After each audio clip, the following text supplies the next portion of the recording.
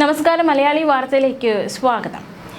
R Sreelekha, അതായത് മുൻ IPS ഉദ്യോഗസ്ഥയായ R Sreelekha നിർണായകമായൊരു വെളിപ്പെടുത്തലുമായി രംഗത്ത് വന്നിരിക്കുകയാണ്.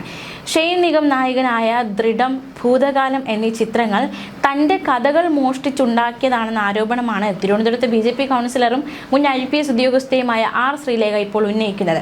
ഭൂതകാലത്തിൻ്റെ തലക്കെട്ടിൽ പോലും സാമ്യമുണ്ടെന്നും ഭൂതഭവനം എന്നായിരുന്നു താൻ കഥയ്ക്ക് നൽകിയ പേരെന്നും ആർ ശ്രീലേഖ ആരോപിച്ചിരിക്കുകയാണ്. ഫേസ്ബുക്ക് പോസ്റ്റിലൂടെയായിരുന്നു ഈ ആരോപണം ഉന്നയിച്ചത്. ദൃഢം എന്ന സിനിമ കണ്ടു എന്ന് പറഞ്ഞുകൊണ്ടാണ് ശ്രീലേഖയുടെ പോസ്റ്റ് തുടങ്ങുന്നത്. പോലീസ് കഥയായതുകൊണ്ടും കാണാൻ അവസരം കിട്ടിയതുകൊണ്ടും വളരെ യാദൃച്ഛികമായി അത് കാണുകയുണ്ടായി. വർഷങ്ങൾക്ക് മുൻപ് താൻ എഴുതി മാതൃഭൂമി ആഴ്ചപ്പതിപ്പിൽ പ്രസിദ്ധീകരിച്ച കരിങ്കുടി പോലീസ് സ്റ്റേഷൻ എന്ന ചെറുകഥ മോഷ്ടിച്ചതാണ് ഇതിലെ മൂലകഥ എന്ന് പറഞ്ഞാൽ ഒരു തെറ്റുമില്ല എന്നും ശ്രീലേഖ പറഞ്ഞു. ശ്രവണകഥയുടെ യൂട്യൂബ് ലിങ്കും ഒപ്പം ഈ ഫേസ്ബുക്ക് പോസ്റ്റിനോടൊപ്പം ചേർത്തിരുന്നു. എന്തായാലും നോക്കാം ശ്രീലേഖയുടെ ഫേസ്ബുക്ക് പോസ്റ്റിൻ്റെ പൂർണ്ണ രൂപം. ദൃഢം എന്ന സിനിമ കണ്ടു. പോലീസ് കഥയായതുകൊണ്ടും കാണാൻ അവസരം കിട്ടിയതുകൊണ്ടും വളരെ യാദൃച്ഛികമായി കണ്ടതാണ്. ഞാൻ കുറേ വർഷങ്ങൾക്ക് മുൻപ് എഴുതി മാതൃഭൂമി ആഴ്ചപ്പതിപ്പിൽ പ്രസിദ്ധീകരിച്ച കരിങ്കുടി പോലീസ് സ്റ്റേഷൻ എന്ന ചെറുകഥ മോഷ്ടിച്ചതാണ് ഇതിലെ മൂലകഥ എന്ന് പറഞ്ഞാൽ തെറ്റില്ല. എൻ്റെ ചാനലിൽ 3 വർഷം മുൻപ് പറഞ്ഞ ഒരു അനുഭവ കഥയുടെ മോഷണമാണ് ഭൂതകാലം എന്ന പല അവാർഡുകളും കിട്ടിയ സിനിമ. തലക്കെട്ടിലും സാമ്യം. ഭൂതഭവനം എന്നായിരുന്നു ഞാൻ ആ കഥക്കിട്ട പേര്. അതുകൂടി കണ്ടു നോക്കൂ. ഈ 2 സിനിമകളിൽ തമ്മിൽ മറ്റൊരു കണക്ഷനുണ്ട്. 2ലെ നായകൻ ഷെയ്ൻ നിഗമാണ്.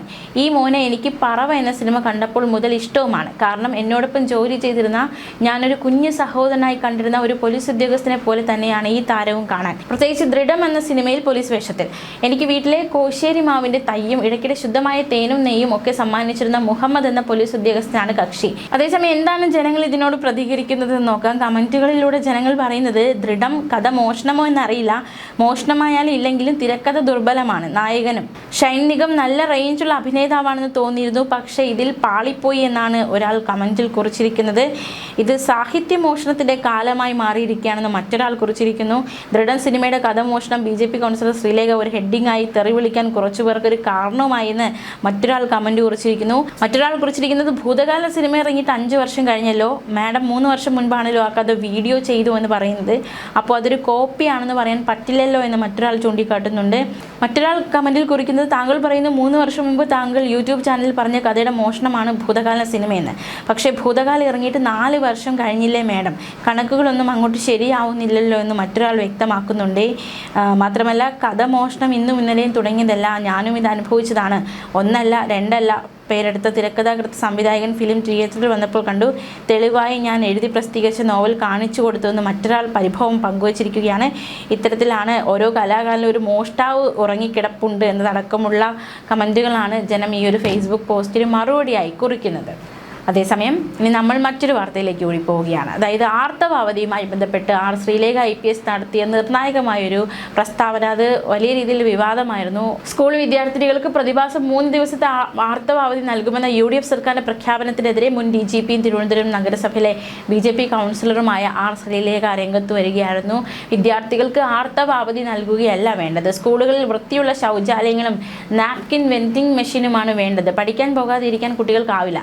ആർത്തവ സ്ത്രീകളുടെ സ്വാഭാവിക ജൈവ പ്രക്രിയയാണെന്നും അതിൻ്റെ പേരിൽ പ്രത്യേക അവധി അനുവദിക്കുന്നത് സ്ത്രീകളെ ദുർബലരായി ചിത്രീകരിക്കുന്നതിലേക്ക് നയിക്കുമെന്നുമാണ് ആർ ശ്രീലേഖ പറഞ്ഞത്.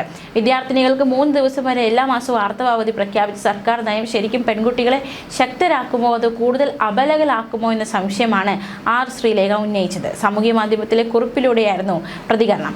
ആർത്തവം സ്ത്രീകളുടെ സ്വകാര്യ അഭിമാനമാണ്. അതിൽ ചിലർക്ക് ചില വേദനയും ബുദ്ധിമുട്ടും ഒക്കെ ഉണ്ടാകും, ചിലർക്ക് വളരെ സ്വാഭാവികമായും അനുഭവപ്പെടും. ആ സമയം വളരെ കഠിനമായ വേദനയുണ്ടായിരുന്ന ഞാൻ ഒരിക്കൽ പോലും ഈ കാരണം പറഞ്ഞ് സ്കൂളിലോ കോളേജിലോ പോകാതിരുന്നിട്ടില്ല. IPS പരിശീലന സമയത്തെ കഠിനമായ വ്യായാമ മുറകളിൽ നിന്ന് ആ ദിവസങ്ങളിൽ ഞങ്ങൾ പെൺകുട്ടികൾ ഒരിക്കലും മാറി നിന്നിട്ടില്ല. തീരെ വയ്യാത്തപ്പോൾ മാത്രമാണ് അവധി എടുത്തിരുന്നത്. അതൊക്കെയാണ് സ്ത്രീകളുടെ ശക്തി. എന്നാൽ ഇപ്പോൾ മാസാമാസം ക്ലാസ്സിൽ പോകാതിരുന്നാൽ വീട്ടുകാരും വിദ്യാലയവും നാട്ടുകാരും ഒക്കെ അറിയും എപ്പോഴാണ് ഏത് കുട്ടിക്ക് ആർത്തവമെന്ന്. ഇതാണോ മെൻസ്ട്രൽ ഡിഗ്നിറ്റി? നാണക്കേടല്ലേ? ഇതുപോലുള്ള സൗജന്യങ്ങൾക്ക് പകരം എല്ലാ സ്കൂളിലും കോളേജിലും പെൺകുട്ടികൾക്ക് വൃത്തിയുള്ള ശൗചാലയങ്ങളും നാപ്കിൻ വെൻഡിങ് മെഷീനുകളും നൽകാൻ ഏർപ്പാടാക്കി കൂടെ? അത്യാവശ്യമെങ്കിൽ സൗജന്യ വേതന സംഹാരി മരുന്നുകൾ വിദ്യാലയങ്ങളിൽ ലഭ്യമാക്കുകയും ചെയ്യാം.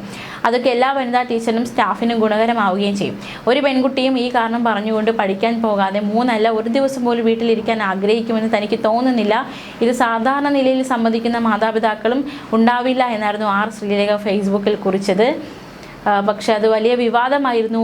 ഒരു മുൻ IPS-കാരിയുടെ ഭാഗത്ത് നിന്ന് ഇത്തരത്തിലുള്ള പ്രതികരണം പ്രതീക്ഷിച്ചിരുന്നില്ല എന്നതടക്കം CPM നേതാക്കൾ തിരക്കഥ എഴുതി സംവിധാനം ചെയ്ത ഒരു നാടകമാണ് സുഗതന്റെ വീടിന് മുൻപിൽ അരങ്ങേറിയത്. കാപ്പ പ്രതിയെ ഒരു ലോക മാഫിയ തലവനെയോ തീവ്രവാദിയോ പിടിക്കുന്നത് പോലെയൊന്നും പോലീസ് ഇതേവരെ ചെയ്തിട്ടില്ല.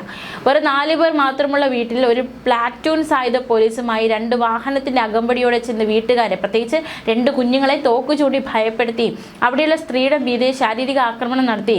അതൊന്നും പോരാതെ അക്രമാസക്തമായ വലിയ ആൾക്കൂട്ടത്തെ പിരിച്ചുവിടാനെന്ന മേലെ പോലെ ആകാശത്തേക്ക് വെടിയുതിർത്ത് മഫ്തി വേഷത്തിൽ ചീഫ് ഹീറോയിസം കാണിച്ച SHO വിപിൻ ഒരു കമ്മ്യൂണിസ്റ്റ് പോലീസാണെന്ന് ആർക്കാണ് അറിഞ്ഞുകൂടാത്തത്? അയാളെ തിരഞ്ഞെടുപ്പിന് മുൻപ് CPM സർക്കാർ പ്രത്യേകമായി ചെങ്ങന്നൂരിൽ നിന്ന് കൊണ്ടുവന്ന് വട്ടിയൂർക്കാവ് പോലീസ് സ്റ്റേഷനിൽ നിയമിച്ചത് അവിടെ 3ാം വട്ടവും അഡ്വക്കേറ്റ് VK പ്രശാന്തിനെ ജയിപ്പിക്കുക എന്ന ഒരേ ഒരു ഉദ്ദേശത്തിനാണ്. അത് ആഭ്യന്തരമന്ത്രിക്ക് അറിയില്ല, പക്ഷേ ആരോഗ്യമന്ത്രിക്ക് അറിയാം. സുഗതൻ ഗുണ്ടയല്ല, ഒരു ജനപ്രതിനിധിയാണ്, നാട്ടുകാർക്ക് പ്രിയപ്പെട്ടവനാണ്. സമൂഹത്തിലെ പുഴുക്കുത്തുകൾക്കെതിരെ അല്ലാതെ ഒരാൾക്കുമെതിരെ സുഗതൻ പ്രതികരിച്ചിട്ടില്ല, സഹായിച്ചിട്ടേ ഉള്ളൂ. ഇതൊന്നും ഇപ്പോഴും CPM വിധേയത്വം വിട്ടുമാറാത്ത ഒരു പോലീസുകാരും സർക്കാരിനെ അറിയിക്കാൻ പോകുന്നില്ല. അതുകൊണ്ടാണ് എനിക്ക് പറയേണ്ടി വന്നത്. ഇത്തരം പട്ടിഷോ നടത്തി ജനസേവകരെ പീഡിപ്പിക്കുന്ന പോലീസിനെ അഭിനന്ദിക്കുന്ന ആഭ്യന്തരമന്ത്രി കോൺഗ്രസ് അല്ല, ഇന്ത്യ മുന്നണിയുടെ ഭാഗം മാത്രമാണെന്ന് ജനം ധരിച്ചാൽ അതിൽ അതിശയപ്പെടേണ്ടതില്ല എന്നായിരുന്നു ആർ ശ്രീലേഖയുടെ പ്രതികരണം. ന്യൂസ് ഡെസ്ക് മലയാളി വാർത്ത.